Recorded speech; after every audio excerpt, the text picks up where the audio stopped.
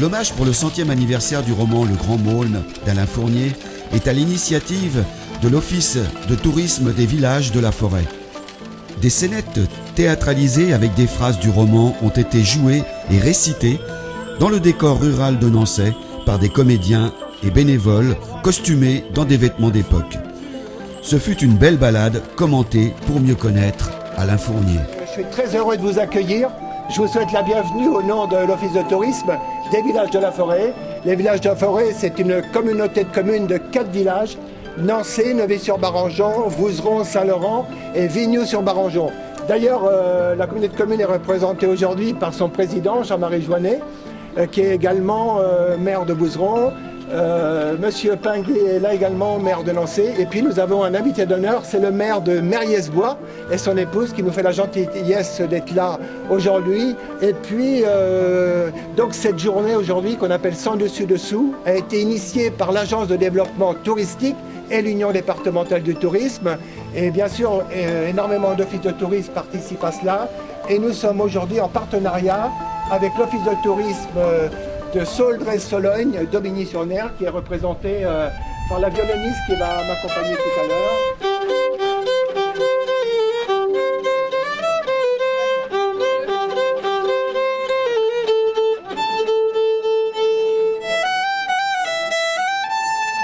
Mon mari, Monsieur Fournier et moi-même, nous avons eu un garçon né le 3 octobre 1886 à la chapelle d'Angilon, que nous avons appelé Henri Alban. Nous sommes instituteurs tous les deux à Épineuil et Monsieur Fournier fait la classe à son fils. Un jour, nous accueillons un garçon fort, imposant, qui s'appelait Maulne, le Grand Maulne. Monsieur et Madame Fournier deviennent Monsieur et Madame Sorel dans le roman d'Alain Fournier, qui lui deviendra François Sorel. Augustin Maulne, le Grand Maulne, deviendra son ami inséparable. Un coup de baguette magique, nous voici transportés dans l'imaginaire de ce romancier. Écoutez le chant des oiseaux. Observez la nature. N'entendez-vous pas les sabots d'un cheval frapper la terre? Oh, que la Sologne est belle et porte à la rêverie. Alain Fournier, François Sorel, était très attaché à ce coin de France. Il disait: le vieux Nançay fut pendant très longtemps le lieu du monde que je préférais. Sitôt arrivé, je me perdais et m'ébattais parmi mes oncles, les cousines et les cousins, dans une existence faite de 1000 occupations amusantes et de plaisirs qui me ravissaient. Nous allons nous diriger vers la maison de l'oncle Florentin. On pouvait y retrouver les chasseurs et les braconniers qui vendaient du gibier et venaient de grand matin se faire servir à boire.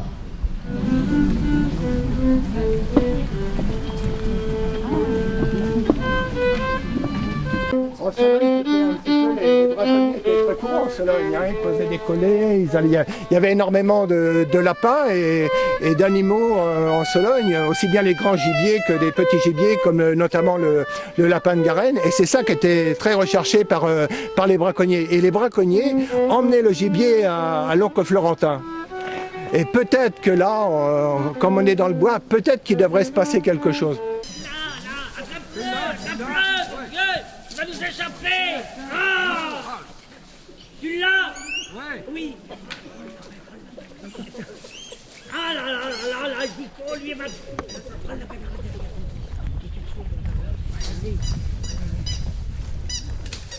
Vous l'avez les gars, vous l'avez, amenez-vous! Attrapez-le là-bas! Ah! Là-bas, faites gaffe! Amène! Oh, il est beau celui-là! Oh, il est beau! Dis donc, là, il est beau! Hein. Ah oui! Non, vas-y, alors, faites attention! Oh les gars, on les fait... Qu'est-ce que vous faites là? Mais ils sont en train de braconner. Vous savez que c'est interdit? Ah bon? Oui, depuis la loi Verneuil de 1901. Mais ta loi, on peut pas la nous, on s'en fout, on la connaît pas. Ah bah vous vous en foutez, vous? Oui. Mais moi je m'en fous pas. Oui, mais nous, c'est pour manger. Oui, mais on doit réguler l'achat. Mais des lapins, il y en a partout. Alors, pour un lapin, allons. La loi, c'est la loi, et moi je la fais respecter. Déposez-moi tout le matériel ici. Ça, on va te le mettre là, le matériel. Oh là là, s'il est beau. Mais c'est pas possible, ça. Et là-bas. Ah bah dis donc, la chance, elle est bonne, hein. Ah ben, c'est bon. Mais je crois bien qu'il y en a un autre. Mais il y en a 3. Roger, t'es pris. T'es pris, Roger. Viens là, Roger. Ah. Là, t'es pris. Qu'est-ce que c'est de cet arsenal que t'as là? Dépose-moi ça là-bas. C'est pas possible, ça. Dis donc, tu es bien content quand tu viens manger le civet chez l'oncle Florentin. Isidore, t'as la mémoire courte. Oui, mais moi, la loi, c'est la loi. Je sais, la loi, c'est la loi. Un point, c'est tout. Quand il est dans ton assiette, c'est plus la loi. Moi, le lapin, je ne sais pas d'où il vient. Voilà. Voilà, eh bien, Nous sommes foutus. alors là, je vous ai, hein. Bon, Isidore, viens en boire un coup chez oncle Florentin. Ah, pour boire un canon, ça va, je vais bien vous suivre. Hein. Bien sûr, parce que avant d'être garde champêtre, t'étais bien braconnier également. Je n'allais pas raconter ma vie. Ben, pourquoi pas? Hein. Bon alors, on va boire un coup. On va boire un canon, mais avant, je vais vous expliquer le fusil à Roger. C'est un fusil que vous n'avez jamais vu encore, une arme prohibée. Le premier canon, c'est pour les lapins, et le deuxième canon pour les faisans. Alors, d'un seul coup, 2 gibiers. Réquisitionnés. Allez, on va chez l'oncle Florentin. Allez, on va aller boire un canon. Tout ça réquisitionné à la mairie. Oui.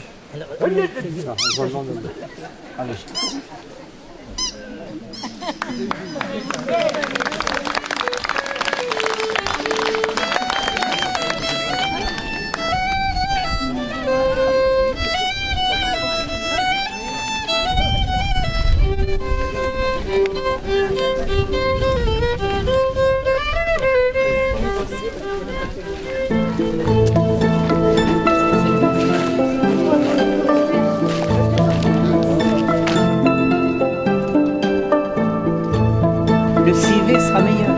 Le civet, moi, je vais... la loi, c'est la loi. Et je vais l'appliquer. Et tu vas le manger. Et tu vas la manger quand même. Bon, le civet quand même. Hein. Si vous m'invitez, je viendrai. Bon. Ah bah, Mais je veux... Invité. Mais je voudrais avec des pommes de terre. Alors là, vous êtes devant le magasin de l'oncle Florentin dans le Grand Monde. C'était vraiment là qu'habitait Florent Rimbaud, l'oncle d'Henri Alban Fournier. C'est ce qu'on appelait le magasin universel. C'est-à-dire que tous les châtelains, tous les gens venaient se ravitailler ici. Il y avait un magasin énorme. Et c'est ça que vous verrez tout à l'heure que nous avons reconstitué à l'office de tourisme, c'est le magasin de l'oncle Florentin. Et c'était un magasin immense, il y avait une grande salle, une cuisine, et c'était très très convivial. On a d'ailleurs l'oncle Florentin qui vient boire un coup, et puis la tante Julie, c'était donc l'oncle et la tante d'Alain Fournier. Et puis donc, souvent, les braconniers, les chasseurs venaient boire un coup avec l'oncle Florentin, et parfois, ils racontaient des histoires un petit peu vaseuses. Avant d'être garde champêtre, j'ai été braconnier. C'est pour ça que je connais les ficelles. on va aller là. Je vais vous raconter une histoire que il y avait un garde champêtre qui courait après moi depuis des années. Ça faisait au moins une vingtaine d'années qu'il courait après moi et il ne pouvait pas m'attraper. Et j'avais un secret pour braconner. Je braconnais avec un fil à pêche et un hameçon et un verre au bout. Comme ça, j'avais jamais rien dans les poches ni dans les mains, vous voyez. Et un jour, que j'étais en train de braconner, vous écoutez pas vous, hein, que j'étais en train de braconner, je jette le fil, l'hameçon et le verre au bout, et là, il y a un canard, un col vert qui arrive, saute sur le verre, je tire un grand coup, et la cloche sonne. Et là, j'attrape le canard, et là, derrière les buissons, le garde champêtre arrive. Ça y est, Fernand, ça y est, t'es pris. Je tiens, t'iras en prison. Ça fait 20 ans que je cours après toi. Tu seras pris. Qu'est-ce que j'ai fait? J'ai plumé le canard tout de suite. Il y avait un tas de plumeaux comme ça. Le canard était tout nu. Je le jette sur la rivière. Est-ce que vous avez déjà vu un canard tout nu sur la rivière? Voilà, tout nu. Le canard tout nu, le garde champêtre arrive. Il me dit, Fernand, t'es pris. T'es pris la main dans le sac. Ah, j'ai dit non, monsieur le garde champêtre. Je suis pas pris. Il dit, t'as braconné. Je t'ai vu avec le canard. Oui, mais attendez, monsieur le garde champêtre. Vous pouvez pas me punir. Parce que le canard, lui, il est en train de se baigner. Et moi, je suis en train d'y garder ses habits pour pas qu'on y vole.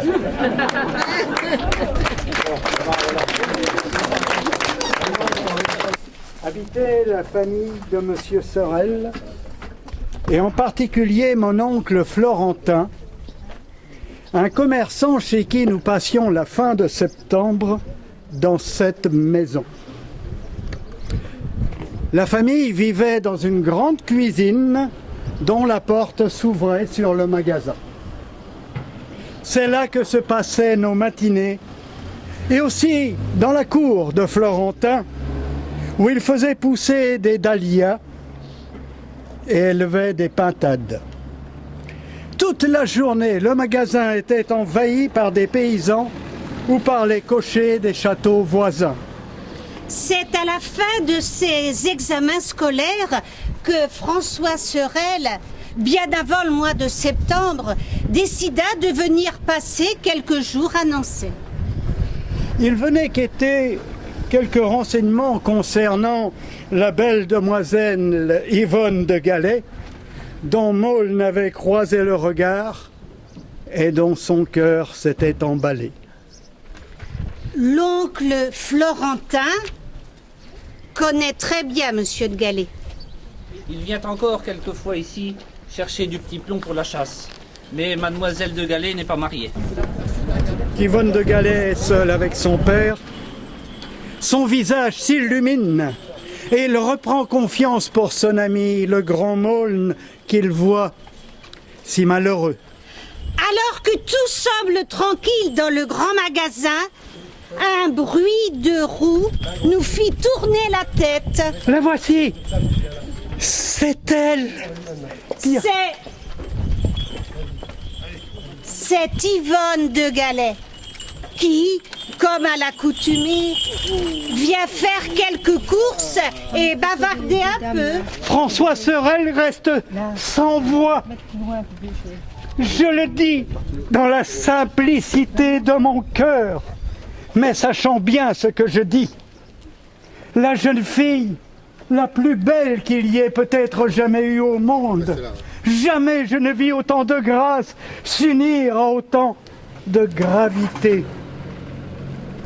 Elle s'engouffra dans le magasin et la tante Julie, aussitôt prévenue, arriva.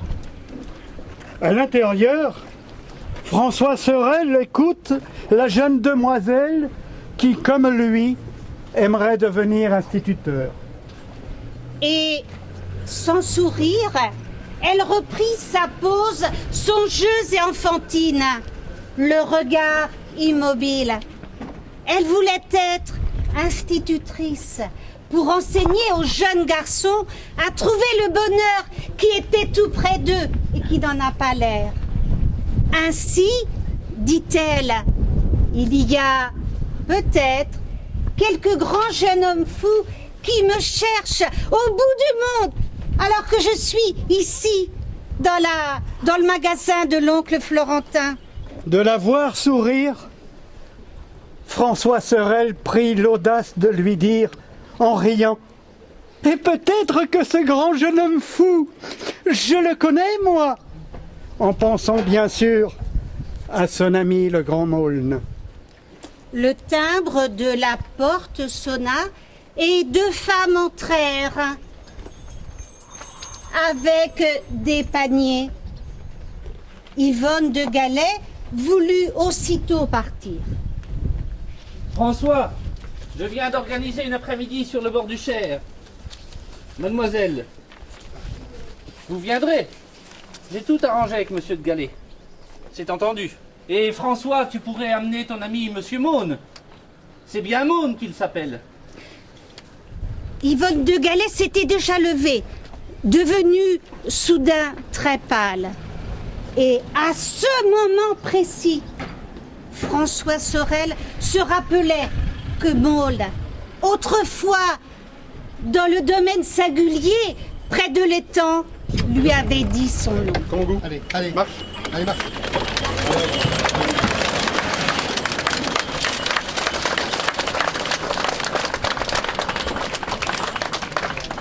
Je devrais venir quand même. Ils devraient quand même arriver, hein. Ils exagèrent. Hein. Vous êtes là les femmes? Ah bah Ah, quand même. vous devriez Vous êtes là? Vous êtes là nous aider quand même. Eh ben on va venir, on arrive, et On arrive, hein. on a amené à manger être pour le partout. soir. Hein. Oui, mais comment? Tiens, Bah, et tiens, là. tiens. Alors, Ah mon Dieu, puis en plus on a accompagné ça. Ça vous a compté? Regarde, on a un invité de plus. Ça vous a coûté Je combien? crois que mesdames, vous allez être privées d'hommes pendant au moins 1 mois. bon, Eh ben c'est justement. Et de lapin, et de volaille. Ah ben oui. Faut en profiter les gars. Allez hop, emmenez dans le panier. Eh ben si on va l'emmener, tiens, si tu veux que tu fourres un, emmène donc quelque chose. Mets la main au panier. Allez, voilà. Bon, allez.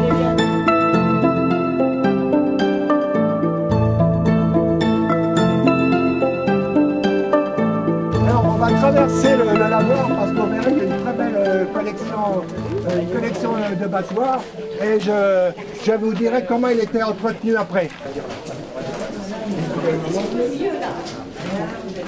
François Sorel, Alain Fournier, aimait se promener dans le vieux Nancy avec ses cousines. Et le lavoir était certainement pour lui un lieu d'inspiration. Il disait « Je serai le passeur des pauvres âmes, des pauvres vies. Je les passerai sur le rivage de mon pays, où toutes les choses sont vues dans leur secrète beauté. » Avant de vous emmener visiter la boutique reconstituée de l'oncle Florentin, vous pouvez admirer cette très belle collection de battoirs. Alors bien sûr, ce lavoir, vous doutez bien que ça, il y avait énormément de femmes qui venaient et qui avaient des discussions de ce qui s'était passé le samedi ou le dimanche. Et des fois, c'était très très houleux parce que bien sûr, ils n'étaient pas très discrètes et des fois, ça chauffait énormément. Donc c'était certainement que les femmes ont dû parler à l'époque d'Alain Fournier parce que, comme il avait eu quand même des aventures amoureuses, je pense que ça a dû faire débat. On a appelé d'ailleurs ce lavoir le Sénat.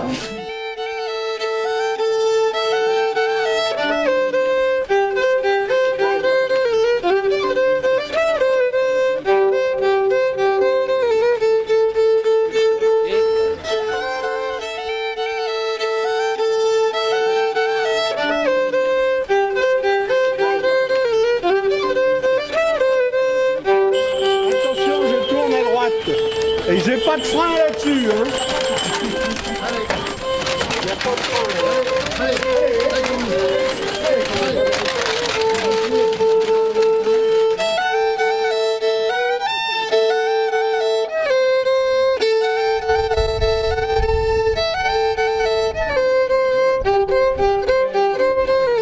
Jusqu'à l'âge de 12 ans, il est donc resté à Épineuil-le-Fleuriel où son père lui a fait la classe. Ensuite, il est allé en 6e au lycée Voltaire à Paris. Et à 15 ans, il a voulu devenir marin. Donc il est allé à Brest, mais il a capitulé, il n'a pas continué. Il est revenu en 1903 pour passer son bac à Bourges. Voilà. Ensuite, il a fait l'école supérieure, il voulait être instituteur, mais ses amours perdus avec Yvonne de Galais, Yvonne de Quièvrecourt, ont fait qu'il a raté 2 fois son concours à l'école normale, tellement il était bousculé et voilà, ça lui prenait toute sa vie, donc il a échoué 2 fois à l'école normale. Voilà. Ensuite, il est parti, donc il a fait l'école militaire, il était sous-lieutenant, et ensuite il était lieutenant, et donc il a été mobilisé au tout début de la guerre, en août 1914, et malheureusement, il s'est fait tuer à l'aube de ses 28 ans, le 22 septembre 1914, avec 20 de ses compagnons. Ils ont été portés disparus. Des gens qui étaient sur sa trace les ont retrouvés dans la Meuse, dans une fosse commune. Il était là avec ses 20 compagnons d'armes. Il était identifié en novembre 1991. Vous voyez, ça très longtemps après.